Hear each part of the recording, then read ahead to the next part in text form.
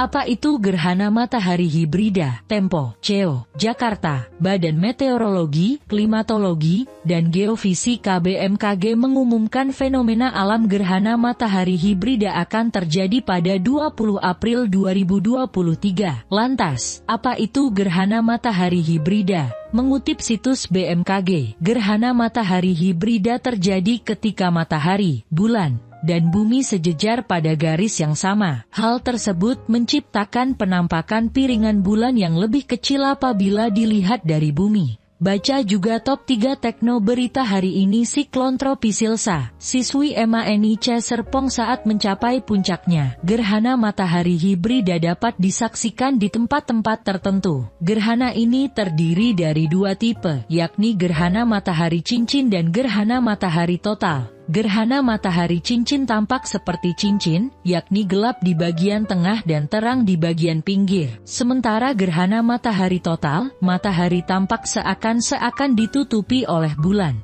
Terdapat 3 macam bayangan bulan yang terbentuk saat gerhana matahari hibrida, yaitu antumbra, penumbra, dan umbra. Di wilayah yang terlewati antumbra, gerhana yang teramati berupa gerhana matahari cincin. Baca juga apakah ada atmosfer di bulan seperti di bumi. Sini penjelasannya. Adapun di wilayah yang terkena penumbra, gerhana yang teramati berupa gerhana matahari sebagian, dan di daerah yang terlewati umbra, teramati berupa gerhana matahari total. Berikut wilayah-wilayah yang terlewati jalur gerhana matahari hibrida pada 20 April 2023 mendatang. 1. Samudera Hindia, sebagian kecil wilayah Australia, sebagian wilayah Indonesia, dan Samudera Pasifik. Wilayah ini terlewati jalur gerhana matahari total. 2. Samudera Hindia dan Samudera Pasifik akan terlewati jalur gerhana matahari hibrida cincin. Fenomena gerhana matahari hibrida jarang terjadi dan hanya dapat dilihat di beberapa daerah di bumi. Kondisi terjadinya gerhana matahari hibrida tergantung pada ukuran, jarak, posisi bulan dan matahari saat gerhana terjadi. Pilihan editor gerhana matahari hibrida, BRIN saat tepat kolaborasi riset lintas disiplin. Polisi RW bakal diterapkan se-Indonesia. Polsek Tambor Aja di pilot project. Program polisi RW yang digagas Polda Metro Jaya rencananya bakal diterapkan di seluruh wilayah di Indonesia. Polsek Tambor Aja Jakarta Barat akan menjadi pilot project program tersebut. Direktur Binmas Polda Metro, Kombes Batya Wijaya, mengatakan, Bahar Kampolri tengah melaksanakan studi banding tentang pelaksanaan polisi RW di wilayah Polda Metro Jaya. Sebanyak 34 Direktur Binmas Polda se-Indonesia hadir langsung mengunjungi Polsek Tambora pada Rabu 11 atau 4 hari ini. Sebagai percontohan, jajaran Polda Metro beserta Kapolsek Tambora Kompol Putra Pratama pun menjelaskan program tersebut. Betul, saat ini program polisi RW yang dilaksanakan Polda Metro Jaya menjadi percontohan seluruh Polda se-Indonesia. Kami dikunjungi pejabat dari Kor Binmas Bahar Kampolri dan seluruh Direktur Binmas Polda se-Indonesia datang mengunjungi Polsek Tambora, Jakbar untuk melihat langsung pelaksanaan program ini di lapangan, kata Batya dalam keterangannya, Rabu 12 April 2023. Batya menyebut, Kapolda Metro Jaya Irjen Karyoto menyebut akan melanjutkan program yang digagas oleh Kapolda sebelumnya Komjen Fadil Imran. Nantinya akan dilakukan penguatan terkait program tersebut. Kapolda Metro Jaya yang baru dalam arahan kepada kami juga meminta untuk dilaksanakan penguatan pada program polisi RW ini sebagai tindak lanjut atas perintah Kapolri. Pak Kapolda Metro sudah memberikan perintah saat Komander Wis beliau di awal menjabat, tujarnya. Dia menyebut program polisi RW penting dilakukan untuk meningkatkan intensitas komunikasi serta membangun interaksi positif antara polisi dan masyarakat, termasuk nantinya anggota akan mendengarkan keresahan masyarakat serta mencari penyelesaiannya. Polisi RW itu seperti eloliai sono feature saja. Jika dia tidak mampu mengatasi masalah yang ada sendiri, maka dia wajib meneruskan permasalahan yang dilaporkan warga ke Polsek atau Polres untuk diselesaikan segera oleh Polsek atau Polres, ujarnya. Menjelang pemilu 2024, STIK gelar seminar strategi penanganan politik identitas. Sekolah Tinggi Ilmu Kepolisian atau STIKLEM Diklat Polri Angkatan ke-80 Widi Apatriatama telah menggelar seminar internasional bertemakan strategi penanganan praktik politik identitas di era post-truth pada pelaksanaan pemilu serentak tahun 2024. Kegiatan ini termasuk preventif untuk mencegah terjadinya praktik politik identitas. Kegiatan tersebut diselenggarakan di Auditorium Mutiara STIKLEM Diklat Polri. Kegiatan seminar internasional ini juga dihadiri oleh Kepala STIKLEM Diklat Polri Irjen Niko Afinta serta pemateri yaitu Burhanuddin Muhtadi dan Dr. Stepian Riani. Pelaksanaan seminar internasional tersebut diikuti oleh kalangan generasi milenial dari kelompok mahasiswa STIK maupun mahasiswa dari kampus lainnya, dengan harapan terwujudnya pemahaman bagi para peserta seminar sekolah mengenai dampak negatif dari politik identitas di era post-truth, sehingga dapat mendukung kelancaran pemilu serentak tahun 2024. Niko Afinta mengatakan bahwa seminar internasional ini merupakan kegiatan yang sangat penting sebagai tindakan preemptif dan preventif guna mencegah terjadinya praktik politik identitas. Kita telah melaksanakan seminar sekolah internasional yang dilaksanakan oleh mahasiswa Angkatan 80.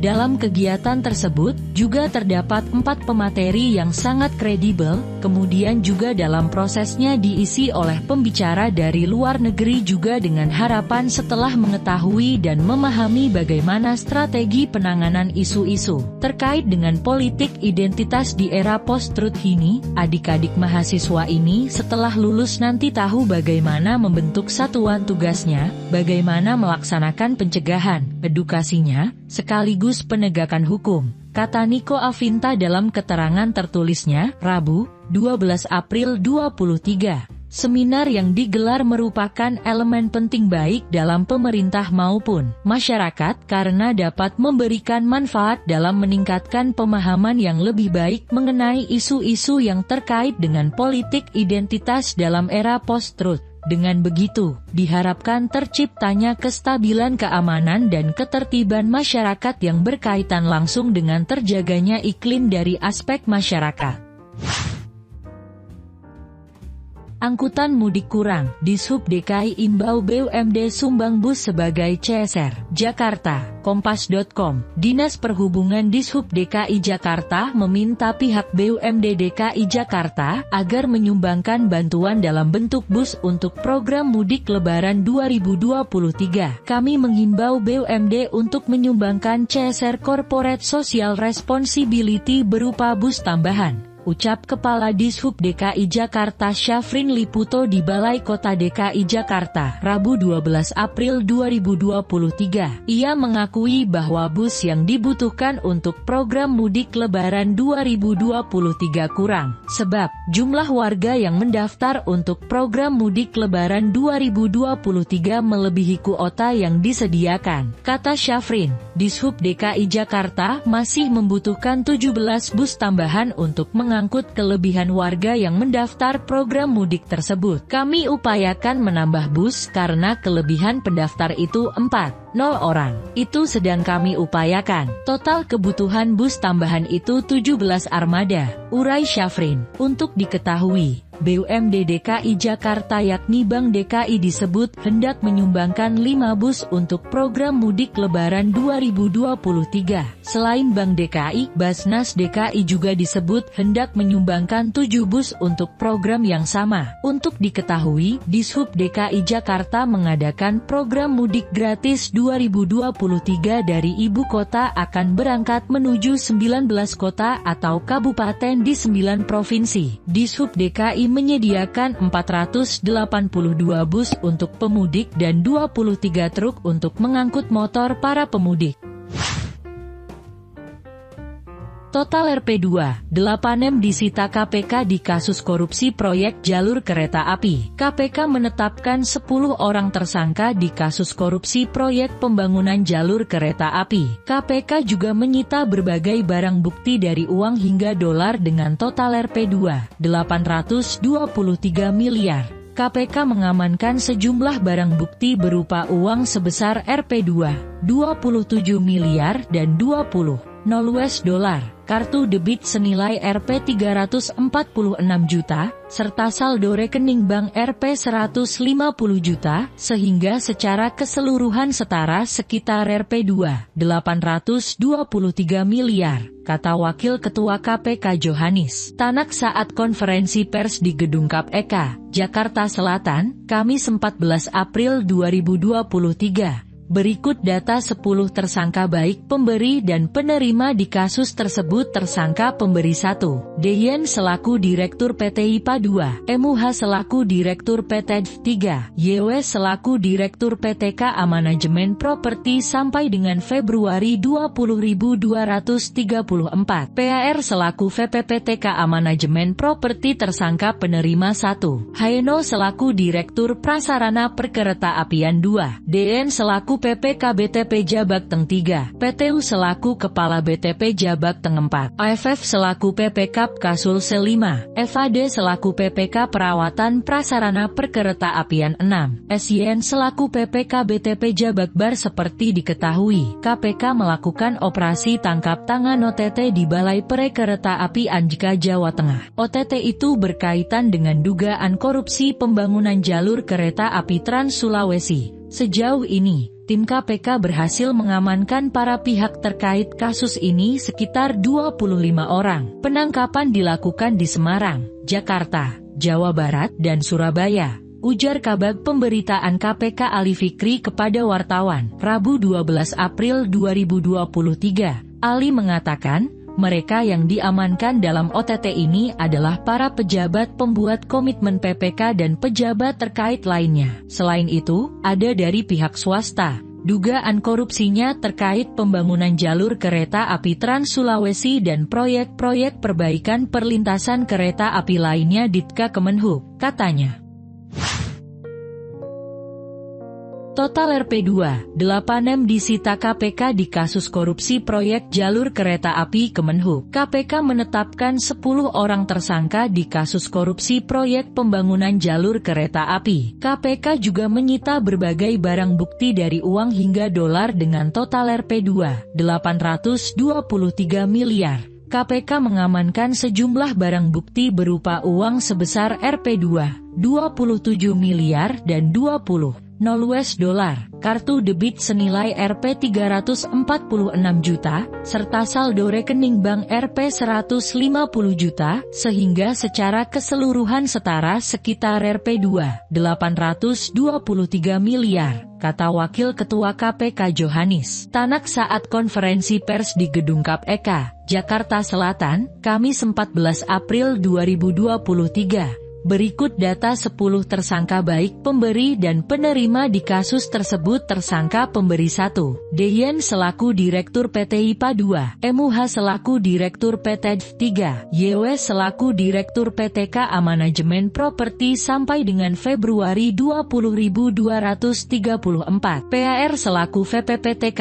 Manajemen Properti. Tersangka penerima 1, Haeno selaku Direktur Prasarana Perkereta-apian 2, DN selaku PPK BTP Jabakteng 3, PTU selaku Kepala BTP Jabakteng 4, AFF selaku PPK Kasul C5, FAD selaku PPK Perawatan Prasarana Perkereta-apian 6, SYN selaku PPK BTP Jabakbar. Seperti diketahui, KPK melakukan operasi tangkap tangan OTT di Balai Perkereta-apian Jika Jawa Tengah. OTT itu berkaitan dengan dugaan korupsi pembangunan jalur kereta api Trans Sulawesi. Sejauh ini, tim KPK berhasil mengamankan para pihak terkait kasus ini sekitar 25 orang. Penangkapan dilakukan di Semarang, Jakarta, Jawa Barat, dan Surabaya, ujar Kabag Pemberitaan KPK Ali Fikri kepada wartawan, Rabu 12 April 2023. Ali mengatakan, mereka yang diamankan dalam OTT ini adalah para pejabat pembuat komitmen PPK dan pejabat terkait lainnya. Selain itu, ada dari pihak swasta. Dugaan korupsinya terkait pembangunan jalur kereta api Trans Sulawesi dan proyek-proyek perbaikan perlintasan kereta api lainnya Ditka Kemenhub, katanya. wanita WNI Italia dideportasi dari Bali usai dipenjara 2 tahun atas kasus narkotika. Badung, Kompas.com, seorang wanita warga negara Italia berinisial S 48 dideportasi usai menjalani hukuman penjara selama 2 tahun 4 bulan di lapas perempuan Kelasia Kerobokan, Badung, Bali, atas kasus kepemilikan narkotika jenis sabu. Kepala Kantor Wilayah Kementerian Hukum dan Hak Asasi Manusia akan Wilkemenkumham Bali Anggiatnap itu pulu mengatakan, AS dideportasi karena melanggar pasal 75 ayat 1 Undang-Undang Nomor 6 Tahun 2011 tentang keimigrasian. Pasal tersebut berbunyi pejabat imigrasi berwenang melakukan tindakan administratif keimigrasian terhadap orang asing yang berada di wilayah Indonesia yang melakukan kegiatan berbahaya dan patut diduga membahayakan keamanan dan ketertiban umum, atau tidak menghormati atau tidak menaati peraturan perundang-undangan. Anggiat menuturkan, turis asing yang mengantongi visa kunjungan ini masuk ke Indonesia melalui Bandara Internasional Igusti Ngurah Rai, Badung, Bali, pada Februari 2020. Dia berencana mengisi waktu liburnya dengan mengelilingi wilayah Indonesia. Niatnya itu terpaksa batal setelah muncul pandemi COVID-19. Dia lalu mengajukan visa onsore atau izin tinggal yang berlaku hingga tanggal 19 Februari 2021. Dalam kondisi itu, AS malah ditangkap polisi atas kepemilikan narkotika jenis sabu seberat 1 gram di sebuah villa di Seminyak, Kutet, Badung, Bali. Atas perbuatannya tersebut, AS divonis pidana penjara selama 2 tahun 4 bulan karena melakukan tindak pidana menggunakan narkotika golongan I bukan tanaman bagi diri sendiri sebagaimana dimaksud dalam pasal 127 ayat 1 huruf A UNO 35 tahun 2009 tentang narkotika, kata Anggiat dalam keterangan tertulis pada Rabu 12 April 2023. Ia mengatakan, AS bebas dari lapas perempuan Kelasia Kerobokan pada 12 Maret 2023 berdasarkan surat lepas U20, PS, 3 PK 5. 12350. Dia kemudian diserahkan ke kantor imigrasi Kelasi TPI Denpasar dan didetensi penahanan di rumah detensi imigrasi Rudenim Denpasar sembari menunggu proses pendeportasian. Hingga akhirnya, perempuan kelahiran Napoli, Italia, ini dideportasi ke negara asalnya pada 11 April 2023 pukul 19:10 WITA. Dia berangkat melalui Bandara Internasional Igusti Ngurah Rai dengan tujuan akhir Bandarudara Internasional Leonardo da Vinci Fiumicino, Roma, Italia. Setelah kami melaporkan pendeportasian, keputusan penangkalan lebih lanjut akan diputuskan Direktorat Jenderal Imigrasi dengan melihat dan mempertimbangkan seluruh kasusnya, kata dia. Rudolf Tobing akui cekik Kica karena panik saya memeras, tapi tidak merencanakan pembunuhan. Jakarta, Kompas.com. Pembunuh Ade Yuniari Zabani alias Ica, Rudolf Tobing, mengaku mencekik korbannya hingga tewas karena panik saat melakukan aksi pemerasan. Saya bersalah dan saya mau bertanggung jawab, tapi saya tidak pernah sedetik pun merencanakan pembunuhan Ica, kata Rudolf saat diwawancarai Kompas.com, Rabu 12 April 2023. Rudolf kemudian menjelaskan kata yang tepat untuk mendeskripsikan alasannya mencekik Ica adalah karena panik. Awalnya saya tanya sama dia, Ica, lo kalau gua lepasin, lo akan laporin atau enggak, ucap dia. Namun, saat menjalankan pemeriksaan dengan penyidik, Rudolf merasa mendapat tekanan ketika dibawa ke satu ruangan dan direkam dengan video. Saya akhirnya bilang ke penyidik bahwa saya bilang ke Ica, lo akan laporin gue ke polisi,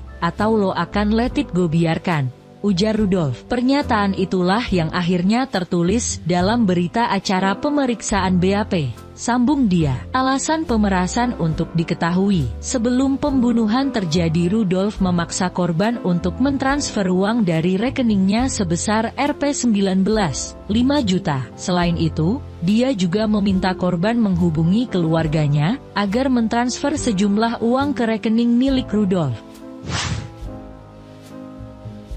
AKBP Dodi bakal bacakan duplik kasus peredaran sabu TET di Minahasa pada 26 April 2023, Jakarta. Kompas.com, ex-Kapolres Bukit Tinggi AKBP Dodi Prawira Negara dijadwalkan untuk menyampaikan duplik atau tanggapan atas replik Jaksa Penuntut Umum JPU pada 26 April 2023 mendatang. Dodi merupakan terdakwa kasus peredaran sabu yang dikendalikan mantan Kapolda Sumatera Barat Irjen Tet di Minahasa. Hakim Ketua John Sarman Saragih menyatakan, duplik disampaikan setelah Dodi mendengar replik dari JPU yang digelar di Pengadilan Negeri PN Jakarta Barat, Rabu 12 April 2023. Karena penasihat hukum mengajukan dupliknya, maka kesempatan itu kami berikan, ujar John dalam persidangan. Mendengar hal itu, tim penasihat hukum Dodi mengajukan agar pembacaan duplik dimajukan di tanggal 18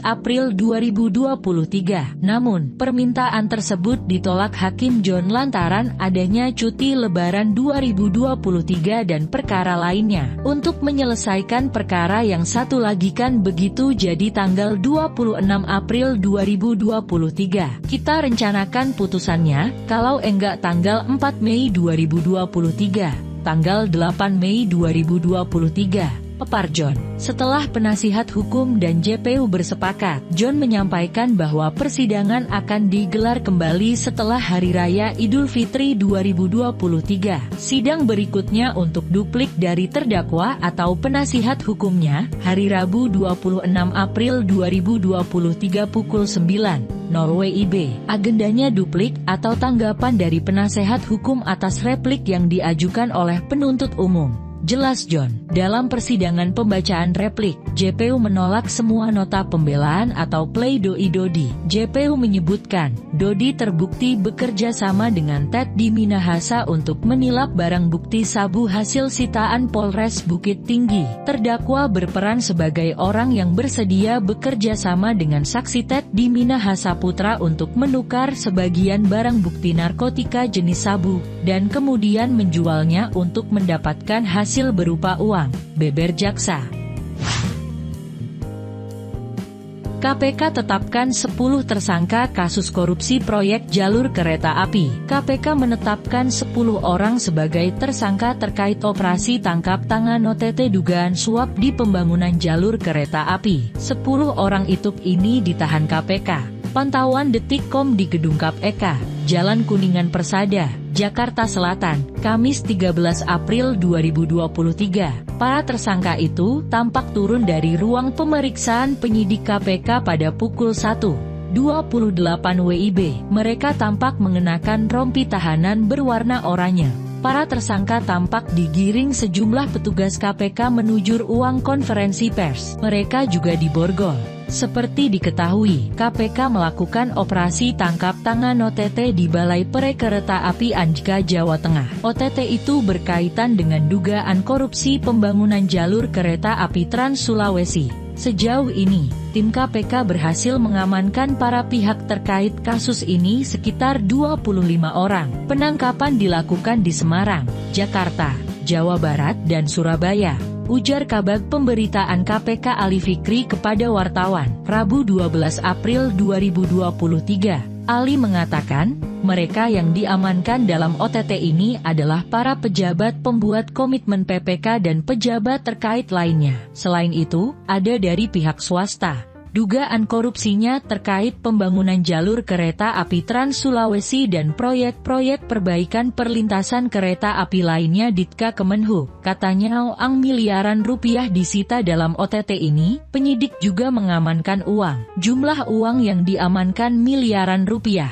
Benar, sejauh ini turut diamankan uang sebagai barang bukti, sebagai bukti permulaan sekitar miliaran rupiah. Katanya uang itu ada yang berbentuk mata uang asing, yakni dolar Amerika Serikat. Pejabat yang kena OTT adalah Kepala Balai Teknik Perkereta Apian Kelasi Jawa Tengah, Putus Umar Jaya. Dia awalnya diperiksa di markas Polrestabes Semarang. Kepala Balai Teknik Perkereta Apian Kelasi Wilayah Jawa Bagian Tengah BTP Jabateng, Putus Umar Jaya, kata sumber Detikcom, Selasa 11 atau 4. Tak hanya Putus Umar Jaya seorang yang kena OTT, sejumlah orang lain juga kena OTT kemarin. Para pihak yang terjaring OTT saat ini tengah diperiksa. KPK memiliki waktu 1x24 jam untuk menentukan status mereka. Ada beberapa yang ditangkap, di antaranya, pejabat Balaidka Jateng, pejabat pembuat komitmen atau PPK proyek pekerjaan perkereta-apian dan pihak swasta, kata Kabag Pemberitaan KPK Ali Fikri kepada wartawan, Selasa 11 atau 4. Plastik Pai gandeng Fundbis hadirkan mesin tukar botol plastik. Tempo, CEO, Jakarta. Plastik menjadi salah satu masalah di Indonesia. Data menyebutkan bahwa Indonesia merupakan negara penghasil sampah plastik terbesar kedua di dunia. Walaupun demikian, Indonesia masih melakukan impor sampah plastik. Data menyebutkan Indonesia menjadi salah satu importir sampah plastik terbesar di dunia. Pada 2020, impor bersih sampah plastik Indonesia mencapai 138.000 ton. Impor sampah plastik itu disebabkan sulitnya mengumpulkan sampah plastik dari masyarakat. Sebenarnya saat ini telah tersedia mesin tukar botol plastik mesin RVM yang diciptakan oleh Plastic Pai. Mesin RVM karya anak bangsa ini memberikan hadiah poin bagi siapapun yang mengumpulkan botol plastik ke dalam mesin. Poin ini nantinya dapat ditukarkan menjadi saldo wallet, pulsa, saldo bank. Baca juga perjuangan mencapai konsensus plastik global. Sayangnya, hanya 50 mesin RVM yang telah beroperasi di Jakarta, Bogor, Depok, Tangerang, dan Bekasi, Bandung, dan Bali. Sementara, permintaan masyarakat akan mesin RVM sangat tinggi. Harapannya RVM bisa hadir di kota-kota lain yang belum terjangkau. Untuk mempercepat pengadaan mesin RVM, Plastic Pai bekerja sama dengan Fundbis dalam pengadaan mesin RVM. Pengadaan mesin RVM selama ini terbatas pada pendanaan mandiri oleh Plastic Pai. Sehingga dengan menggandeng Fundbis, kita akan merilis proyek NFT Plastobot untuk menghadirkan kesempatan bagi masyarakat untuk ikut berpartisipasi dalam pengadaan 30 mesin RVM yang akan dioperasikan oleh Plastic Pai, kata co-founder Fundbis Raphael Persiano dalam keterangan pers yang diterima Tempo pada awal April 2023. Raphael mengatakan kerjasama ini tidak hanya bisa berkontribusi terhadap lingkungan. Setiap pemilik NFT Plastobot berhak mendapatkan keuntungan dari pensponsoran atau iklan yang diletakkan pada mesin. Dengan portofolio sponsor yang kuat, saya yakin bahwa Plastic Pai sangat mampu untuk membagikan keuntungannya, sekitar 11, 8 hingga 16, 2% tiap tahunnya selama 4-5 tahun, kata Raphael. Baca juga CFD di bulan Ramadan, sampah plastik berkurang di Jalan Sudirman Tamrin melalui website Fundbis. Masyarakat dapat melakukan pre-order Plastobot NFT. Program pre-order ini terbatas hanya untuk 4.000 NFT dari total 10 NFT yang akan dirilis. Pilihan editor perjuangan mencapai konsensus plastik global selalu update info terkini. Simak breaking news dan berita pilihan dari Tempo.co di kanal Telegram Tempo.co update. Klik untuk bergabung. Anda perlu menginstal aplikasi Telegram terlebih dahulu. Diduga sebar propaganda anti pemerintah, jurnalis Vietnam divonis 6 tahun bui. Nguyen Lan Thang, seorang jurnalis terkemuka Vietnam dijatuhkan hukuman 6 tahun penjara. Dia diduga menyebarkan propaganda anti pemerintah karena mendokumentasikan protes dan pelanggaran hak asasi manusia. Dilansir AFP, Rabu 10 April 2023, Nguyen Lan Thang yang juga seorang aktivis dan penulis lepas yang terkenal di Vietnam dihukum karena kritiknya terhadap pemerintah. Dia diduga menyebarkan propaganda anti negara, berdasarkan keterangan sidang tertutup di Hanoi. Pengacaranya, Nguyen Haluan, mengatakan kepada AFP bahwa kliennya itu juga telah dijatuhi hukuman percobaan 2 tahun. Vietnam memiliki pengekangan ketat terhadap kebebasan berekspresi dan pemerintah bergerak cepat untuk membasmi perbedaan pendapat dan menahan kritik. Hang, 47, ditangkap di rumahnya di Hanoi pada Juli tahun lalu, dan sejak itu ditolak kunjungan rutin keluarga. Menurut kerabatnya, istrinya, Le Bich Phuong, menulis di Facebook bahwa dia terkejut dengan hukuman tersebut. Saya mengharapkan kebebasannya karena apa yang suami saya lakukan itu positif, itu perbuatan baik, katanya. Terlahir dari keluarga terkenal, Hang melaporkan berbagai masalah, membela hak asasi manusia dan kebebasan beragama, dan mendukung para pembuat petisi hak atas tanah. Dia melakukan perjalanan ke lokasi penyitaan tanah secara paksa untuk memfilmkan penggunaan kekuatan berlebihan oleh pihak berwenang, dan juga berpartisipasi dalam banyak protes pro lingkungan. Menurut Human Rights Watch, Hang menulis lebih dari 130 entry blog, kata kelompok hak asasi itu, mengutip dia yang mengatakan bahwa dia ingin membantu mengungkap dan mendemitologiskan hal-hal untuk orang biasa, sehingga mereka berani berdiri dan menuntut hak mereka. Dalam surat terbuka kepada hakim dalam kasus tersebut, orang tua Hang menulis bahwa putra mereka adalah seorang patriot. Kami percaya, berbicara menentang ketidakcukupan dan ketidakadilan, dan membela orang-orang yang rentan bukanlah kejahatan terhadap pemerintah, tulis mereka. Sebelum putusan, Wakil Direktur Region Amnesty International untuk kampanye Ming Yuhah menyerukan agar dakwaan dibatalkan. Persidangan Nguyen Lan Hang menunjukkan bahwa pihak berwenang Vietnam membungkam mereka yang memproduksi konten yang dianggap tidak menguntungkan karena mereka berusaha untuk memastikan tunduk pada negara. Kurangnya akses yang memadai ke pengacara dan kunjungan keluarga merupakan noda lebih lanjut pada persidangan yang sangat cacat dan tidak adil. Hukuman itu dijatuhkan lebih dari setahun setelah Pham Doan Trang, seorang jurnalis pembangkang terkenal, dijatuhi hukuman 9 tahun penjara di negara otoriter itu. Baru-baru ini, pada bulan Maret, aktivis Truong Van Dung dijatuhi hukuman 6 tahun penjara, juga karena menyebarkan propaganda anti-negara.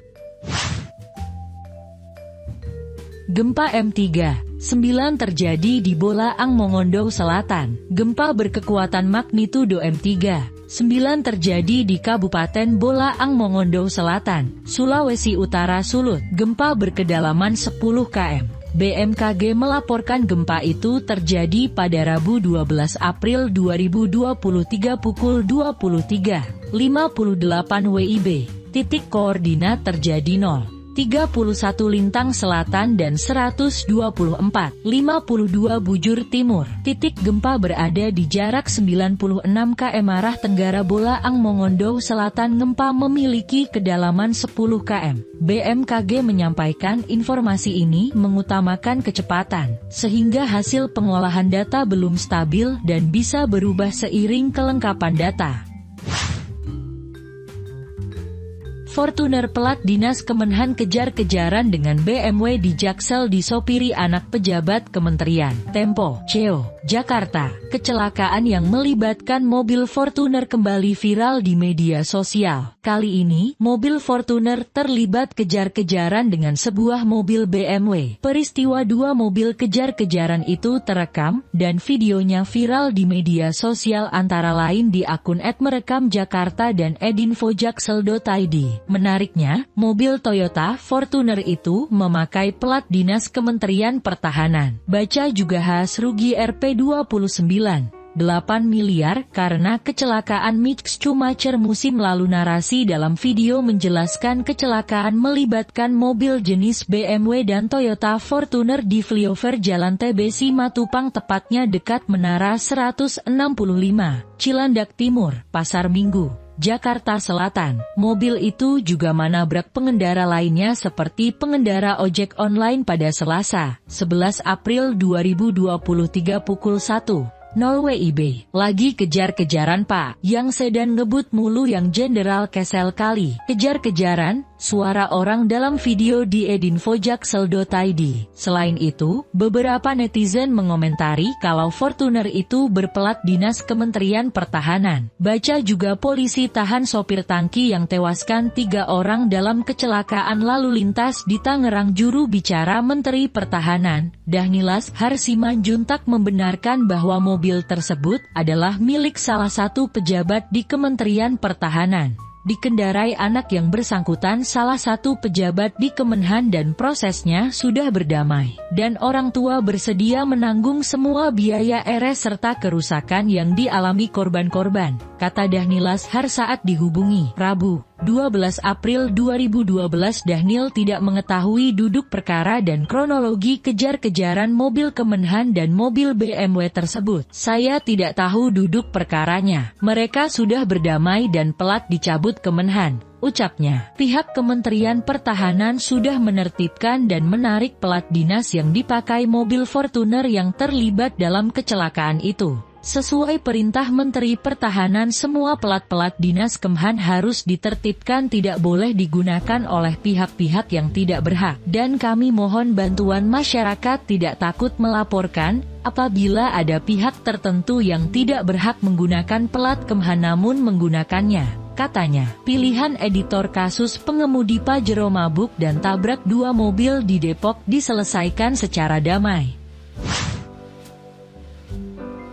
Paul Pogba bisa memperkuat Juventus melawan Sporting Lisbon di Liga Eropa. Tempo, Ceo, Jakarta. Gelandang Juventus, Paul Pogba, akan tersedia untuk leg pertama perempat final Liga Eropa di kandang melawan tim Portugal Sporting Lisbon pada Jumat dini hari, 14 April 2023. Manajer Juventus Massimiliano Allegri mengatakan kepada wartawan pada Rabu bahwa Pogba telah pulih dari cedera. Pemain Prancis itu bergabung kembali dengan Juve pada Juli lalu, setelah kepergiannya dari Manchester United. Dia telah berjuang dengan banyak cedera musim ini, yang terakhir adalah cedera paha pada pertengahan Maret lalu. Baca juga hadapi Sevilla di perempat final Liga Eropa. Manchester United tak diperkuat Marcus Rashford. Pogba bermain kurang dari 40 menit musim ini, masuk sebagai pemain pengganti melawan Torino dan AS Roma di Liga Italia Serie A awal tahun ini.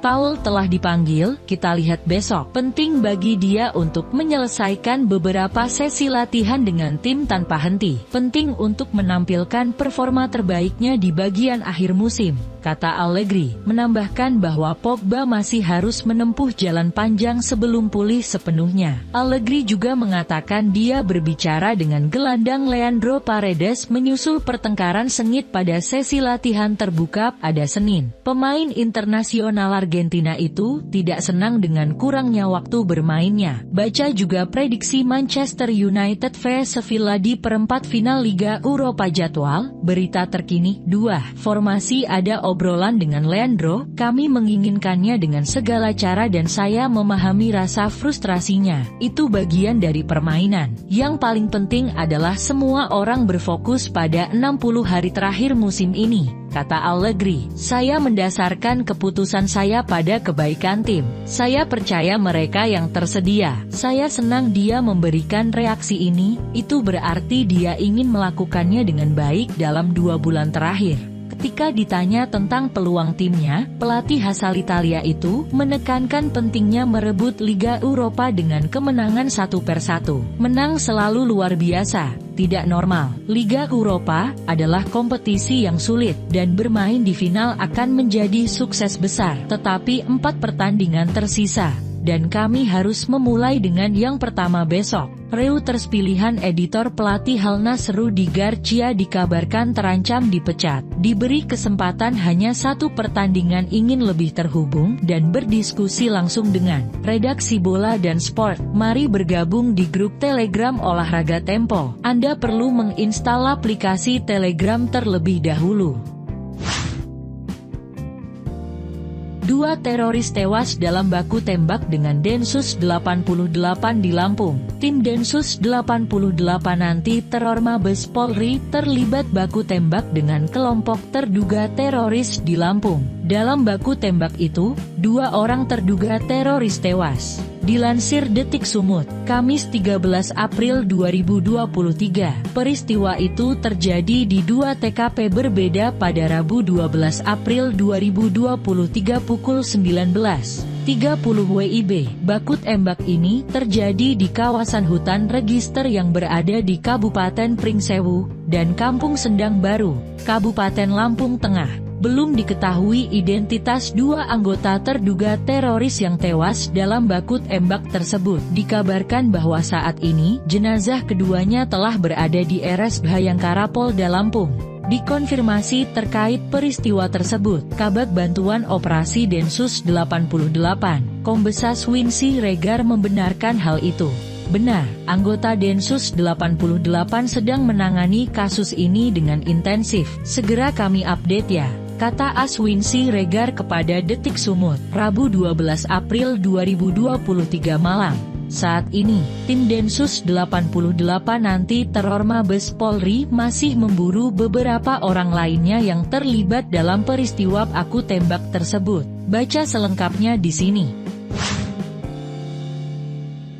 Real Madrid akan pantau Rece James dalam laga lawan Chelsea di Liga Champions. Tempo, CEO, Jakarta. Ada banyak nama yang dikaitkan dengan Real Madrid dalam beberapa pekan terakhir dan masih banyak lagi yang akan datang dalam beberapa bulan mendatang. Gagasan direktur klub Liga Spanyol itu adalah merekrut hanya beberapa pemain dan memperkuat skuad dengan lulusan akademi mereka. Seperti dilaporkan Marca pada Rabu, 12 April 2023, bek kanan Chelsea Rece James adalah salah satu pemain yang menarik perhatian Madrid. Pemain internasional Inggris itu masuk dalam radar Los Blancos bersama dengan bek kiri Bayern Munchen Alphonso Davies. Baca juga Liga Inggris. Arsenal sangat kecewa jadwal laga melawan Chelsea dimundurkan. Penggemar Madrid percaya bahwa tim harus memperkuat kedua posisi bek sayap dan ini adalah sesuatu yang sedang dievaluasi oleh direktur klub. Namun, sejauh ini, belum ada keputusan yang dibuat oleh Madrid. Madrid yakin James bisa menjadi opsi di masa depan meski baru saja memperbarui kontraknya dengan The Blues. Adapun Davies, kontraknya saat ini berjalan hingga 2025. Yang berarti masa depannya juga bergantung pada Bayern Munchen, tim yang sangat sulit untuk diajak negosiasi. James akan berada di Santiago Bernabeu pada Kamis dini hari, 13 April 2023, sesuatu yang juga terjadi pada musim lalu di babak yang sama di Liga Champions. Baca juga profil Federico Valverde,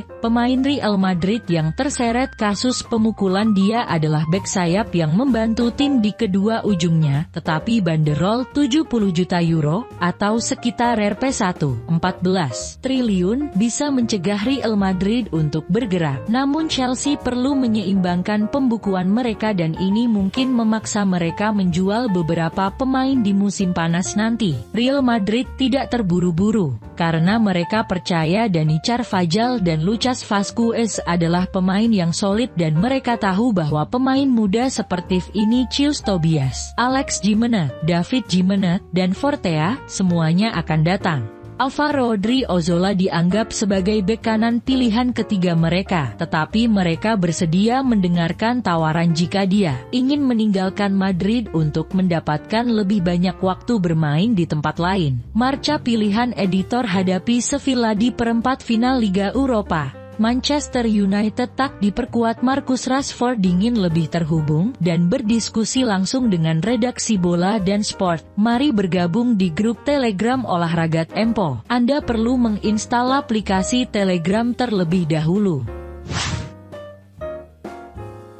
Hasan Dinsos Tangsel ditangkap karena proyek fiktif Bansos Rp 1 miliar. Tempo, CEO, Tangerang. Polres Metro Tangerang Kota menangkap Po Marliana, 41 tahun, seorang aparatur sipil negara ASN Dinas Sosial Pemerintah Kota Tangerang Selatan. Pom ditangkap karena penipuan proyek fiktif bantuan sosial Bansos. Kapolres Metro Tangerang Komisaris Besar Polisi Zain Dwi Nugroho menyatakan tersangka menawarkan proyek fiktif Bansos senilai Rp1 miliar dengan tempat terjadinya perkara di Kota Tangerang. Baca juga saran pengamat agar terhindar dari penipuan kris tersangka kami tahan dan dititipkan di lembaga pemasyarakatan, kata Zain pada Rabu, 12 April 2023. Barang bukti yang disita dari tangan tersangka penipuan itu adalah surat perintah kerja SPK fiktif, 14 hari jalan IMA Penaling Lapas Tangerang. Baca juga realisasi THR ASN dan pensiunan 2023. Berapa yang sudah dibayar Kemenkeu? Kepala Lapas Kelas-1 Tangerang Yekti Aprianti membenarkan ada penitipan tahanan baru kasus proyek fiktif Bansos dari Polres Metro Tangerang. Baru saja masuk sedang proses registrasi. Nanti selama 14 hari ke depan ditempatkan di ruang masa pengenalan lingkungan Mapenaling, kata Yekti. Tersangka Omar Liana selama 14 hari ke depan tidak diperbolehkan menerima kunjungan keluarga kecuali bertemu penasihat hukumnya saja.